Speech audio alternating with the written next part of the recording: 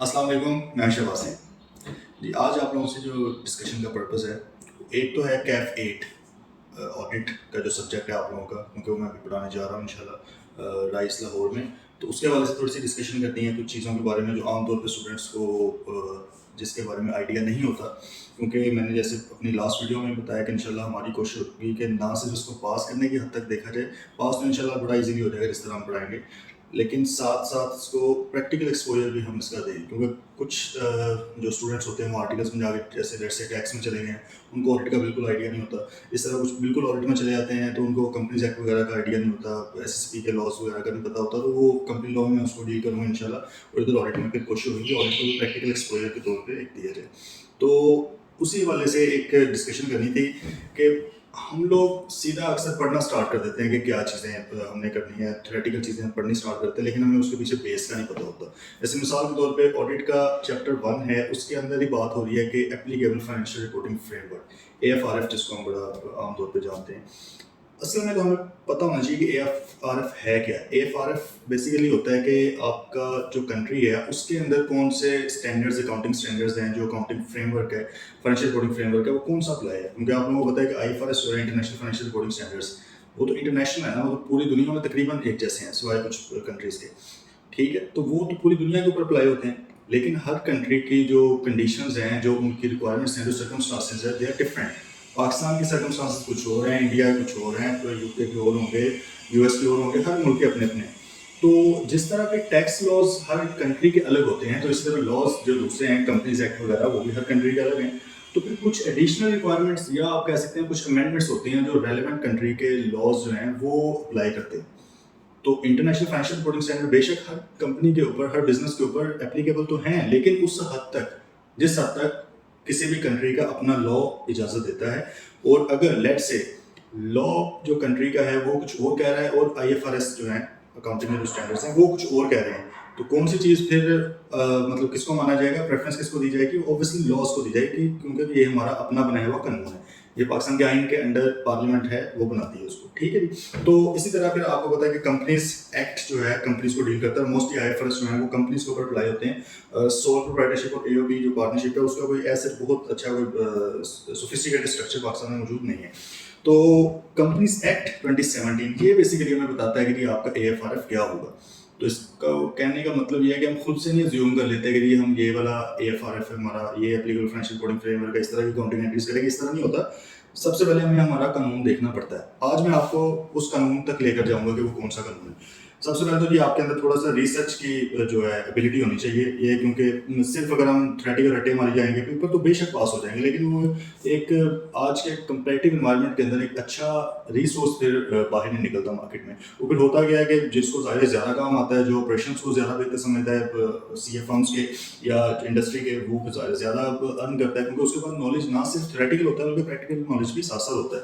तो अच्छा, रिसर्च की बात हो रही थी, तो जी आपको पता होना चाहिए कि कौन से लॉज कहाँ पे अवेलेबल हैं। ऑब्वियसली कंपनीज एक्ट है, एसएसपी के साथ रिलेटेड एसएसपी इदारा है जो कंपनीज को देखता है, तो उसकी वेबसाइट पे आपको मिल सकता है। कंपनीज एक्ट आपने जाके डाउनलोड करना है, तो आपके सामने कंपनीज एक्ट इस तरह आ जाएगा। ठीक है जी। अब क्या है, कंपनीज एक्ट के अंदर कहाँ पे बताया गया है कि कौन सी कंपनी ने कौन सा लॉ फॉलो करना है। अब सवाल यहाँ पे आ गया, कौन सी कंपनी से मुराद क्या है, कि इसका मतलब डिफरेंट कंपनीज हो सकती हैं, ऑब्वियसली हो सकती हैं। थोड़ा सा तो आपको आइडिया होगा कि company single member private limited वगैरह ये होती हैं या पब्लिक लिस्टेड अनलिस्टेड होती हैं। लेकिन कानून जो है इसको थोड़ा एक और एंगल से भी साइज के हिसाब से भी देखता है। वो कहता है कुछ कंपनी स्मॉल साइज होती हैं, कुछ मीडियम साइज होती हैं, कुछ लार्ज साइज होती हैं। लेकिन यहाँ पर भी कानून आपकी पूरी हेल्प कर रहा है कि आपने खुद से अज्यूम कुछ भी नहीं करना कि भाई ये मुझे स्मॉल लग रही है, मुझे लार्ज लग रही है। कानून कहता है कि भाई हम आपके पास हैं, आपने सिर्फ हमें पढ़ना है, पढ़ते हुए आपने फैसला करना है बस। ठीक है, तो खुद से अगर हर बंदा अपनी जजमेंटल चीज़ के बेस पे चलता रहेगा तो उससे क्या होगा कि एक डिफरेंस क्रिएट हो जाएगा। मैं अपनी कंपनी के लेट्स से उसको मैं लार्ज साइज समझ के कुछ बना दूँ, आपकी नज़र में मेरी कंपनी स्मॉल साइज हो, तो डिफरेंट चीज़ें हो सकती हैं। ठीक है, तो ये फिर आपने कंपनीज एक्ट में जाना है। कंपनीज एक्ट का है थर्ड स्केड्यूल, तीसरा स्केड्यूल है। कंपनीज एक्ट में काफ़ी ज़्यादा स्केड्यूल्स हैं। स्केड्यूल से मुराद है कि उसके अंदर कुछ एडिशनल इन्फॉर्मेशन आपको दी हुई है। कंपनीज एक्ट का थर्ड स्केड्यूल आपने ओपन करना है, तो ये आपके सामने आ रहा होगा। इसमें अब डिफरेंट तरह की कंपनीज आ रही हैं। मिसाल के तौर पे आपकी जो है लार्ज साइज कंपनीज आ रहेंगी, मीडियम साइज कंपनीज आ रहेंगी। तो इस तरह आपने उसमें फैसला करना है कि आपकी कंपनी कहाँ पे फॉल करती है। जैसे लेट्स से सबसे पहले स्टार्ट में आ रहा है टॉप से देखिए, उन्होंने लिखा क्लासिफिकेशन ऑफ कंपनीज, हमने क्लासिफाई कर दिया जी। सबसे पहले उन्होंने लिख दिया कि पब्लिक इंटरेस्ट कंपनीज भी कुछ होती हैं। ये होती क्या है फिलहाल इसको इग्नोर करें, क्योंकि हमारा पर्पस अभी फॉरेन AFRF को सिलेक्ट करने का नहीं, मैं सिर्फ आपको एक आइडिया देना चाह रहा हूँ कि यहाँ पे लिखा होता है।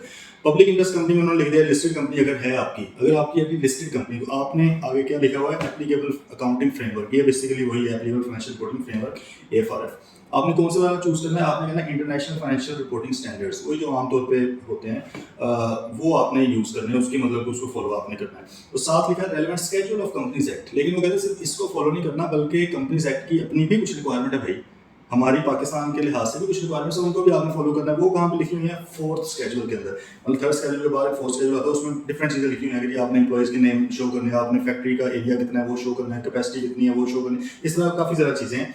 ठीक है, वो अभी आपको जानने की नीड नहीं है कि वो क्या क्या है। जैसे आप आर्टिकल्स में ज़रा सीनियर लेवल पे जाएंगे तो आप वहाँ पे फाइनेंशियल स्टेटमेंट्स बनाने की तरफ जब जाओगे तो आपको आइडिया हो जाएगा। तो इसका मतलब है कि भाई यहाँ से डिसाइड होता है AFRF। अब ये नीचे देख रहे हैं नॉन लिस्टेड कंपनी आ गई, नॉन लिस्टेड कंपनी के अंदर भी वो बता रहा है non listed company which is कौन सी वाली, ये वाली जो है उनके ऊपर IFRS अप्लाई होगा और साथ फिफ्थ स्केड्यूल होगा, 5वां स्केड्यूल। अब आप देखेंगे ये बड़ी होती हैं चीज़ें, ये हमें आइडिया होना चाहिए। अनफॉर्चुनेटली कई बार ये होता है कि आर्टिकल्स में भी स्टूडेंट चला जाता है लेकिन उसको पता ही नहीं होता वो कौन से AFRF की बेस पे बना रहे हैं। हमारी तो कोशिश फॉर्म में भी होती है कि स्टूडेंट्स को पहले पता हो कि भाई किस बेस पे हमारा फाइनेंशियल स्टेटमेंट्स हमारी बन रही है, क्योंकि बाद में ऑडिट तो अगली चीज़ है ना, पहले फाइनेंशियल स्टेटमेंट्स का ही नहीं अगर पता तो फिर आगे मसाइल खड़े हो सकते हैं। तो अब ये देखें लिस्टेड कंपनी के लिए उसने फोर्थ स्केड्यूल और IFRS बोल दिया और यहाँ पे फिफ्थ स्केड्यूल और IFRS बोल दिया। अब इस तरह अगर हम नीचे जाते हैं लार्ज साइज कंपनीज की तरफ तो उधर भी IFRS और फिफ्थ स्केड्यूल है। देन फिर उसने नीचे मीडियम साइज आ गया, मीडियम साइज में उसने AFRF कौन सा बताया हुआ, रिवाइज्ड AFRS for SSEs, ये उसने बोला है। ठीक है, revised AFRS for SSE for small size entities basically होता है। इसका मतलब है कि जो अकाउंटिंग स्टैंडर्ड्स का हम सुनते रहते हैं हमेशा, IFRS international financial reporting standard, वो सिर्फ वही नहीं है अकाउंटिंग स्टैंडर्ड, उसके अलावा भी कुछ हैं। ठीक है, वो आमतौर पर क्योंकि अभी आप जरा इनिशियल लेवल पे हैं तो आपने ज़ाहिर वही पढ़ने हैं वही देखें, लेकिन उसके अलावा भी होते हैं। पाकिस्तान के अंदर मोस्टली जो कंपनी है वो इसी में फॉल करती हैं, वो मीडियम साइज हैं या वो स्मॉल साइज है। ठीक है, तो यहाँ से हमें फिर जो SSE वाली हैं या MSCs हैं वो हमें पता लगती हैं, उनके अकाउंटिंग स्टैंडर्ड भी तकरीबन वैसे हैं, लेकिन क्योंकि छोटी कंपनीज होती हैं तो बहुत ज़्यादा जो एक्सटेंसिव रिक्वायरमेंट्स नहीं होती वो थोड़ी कम हो जाती हैं। लेकिन अब पता लग गया कि भाई ये कुछ अलग भी है, सिर्फ IFRS वही वाले नहीं है। ठीक है, देन इसी तरह नीचे उन्होंने NPOs की बात कर दी है, नॉन प्रॉफिट ऑर्गेनाइजेशन से।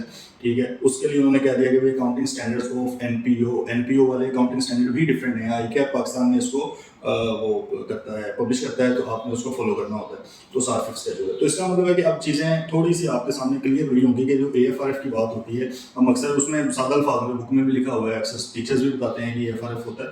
मैंने बस सोचा कि चलो थोड़ा सा आपको दिखा भी देते हैं कि कहाँ से हमने चूज़ करना है। खैर ये तो आपके सामने आ गया कि आपने स्टैंडर्ड ये चूज़ करना है, साथ फिफ्थ स्केड्यूल है, और ये नीचे नोट में उन्होंने बताया हुआ है कि आपने किस बेसिस पे सिलेक्ट करनी है। आपने बेसिकली पिछले साल के जो उसके ऑडिटेड अकाउंट्स थे उसमें फिगर्स देखनी है, उसकी बेस पे आपने डिसाइड करना है। लेट्स से जैसे आप ये मीडियम साइज वगैरह में हम आ जाएं, उसमें उसने एग्जांपल दिया है कि मीडियम साइज के अंदर ऐसी कंपनी आएंगी जो नॉन लिस्टेड होंगी पहले नंबर पे, तो क्योंकि लिस्टेड वाले तो सबसे ऊपर निकलनी सारी। Non listed company with paid up capital less than 200 million, 200 million से कम पेड अप कैपिटल, इसका मतलब 201 मिलियन भी हो गया तो वो MSC नहीं रही, वो इससे ऊपर वाली कैटेगरी में चली जाएगी। इस तरह एम्प्लॉइज आपके जो हैं वो 250 से लेकर 750 तक होने चाहिए। तो इस तरह कुछ बेंचमार्क्स हैं, वो आपको याद करने की नीड नहीं है, लेकिन इन बेंचमार्क्स की बेस पर फिर हम डिसाइड करते हैं कि कंपनी की कैटेगरी कौन सी है। फिर कंपनी की जब कैटेगरी डिसाइड होगी देन हम डिसाइड करते हैं कि कंपनी में कौन से वाले कंपनी स्टैंडर्ड फॉलो करने हैं।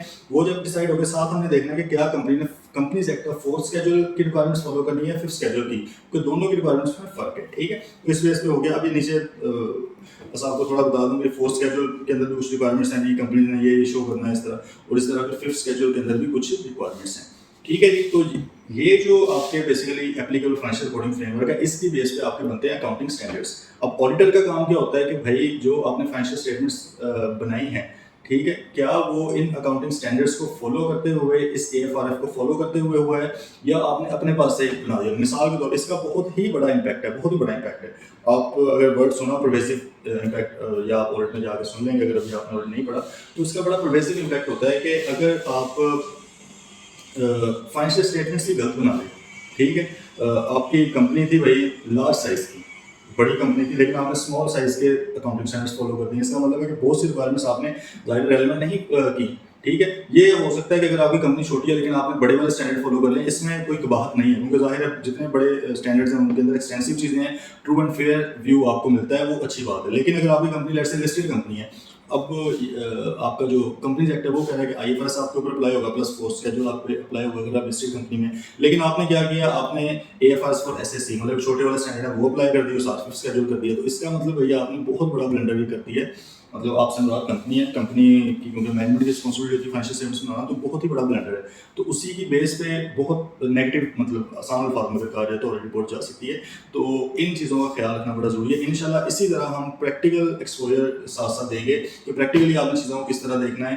آڈٹ اصل میں کیا ہے, صرف تھیوریٹیکل پڑھنے سے ہم میرا نہیں خیال کہ اس کا کوئی زیادہ فائدہ ہے. وہ پیپر تو انشاءاللہ نکل جائے گا, لیکن بعد میں آپ فرم میں جاتے ہیں وہاں پہ کچھ نہیں آپ کو پتا ہوتا, بالکل اسکریچ سے زیرو سے اسٹارٹ کرنا پڑتا ہے. کئی لوگ پریشان ہوئے ہوتے ہیں کہ فرم میں آج کل ان کے کمپٹیشن بہت زیادہ ہے, اسٹوڈنٹ زیادہ پاس ہو رہے ہیں, آگے ٹریننگس کی جو ہے ویکینسیز وہ کم ہوتی ہیں. تو انٹرویوز میں کوئی ایسے کویشچن پوچھ لیے جاتے ہیں تو اسٹوڈنٹس بالکل ہکا پکا بیٹھا ہوتا ہے کہ یہ مقصد کیا ہو گیا. تو خیر انشاءاللہ اس کو کم کرنے کی کوشش کریں گے. تو نیکسٹ ڈے کوئی اس طرح ویڈیو بناتے ہیں. ٹل دین ٹیک کیئر, اللہ حافظ.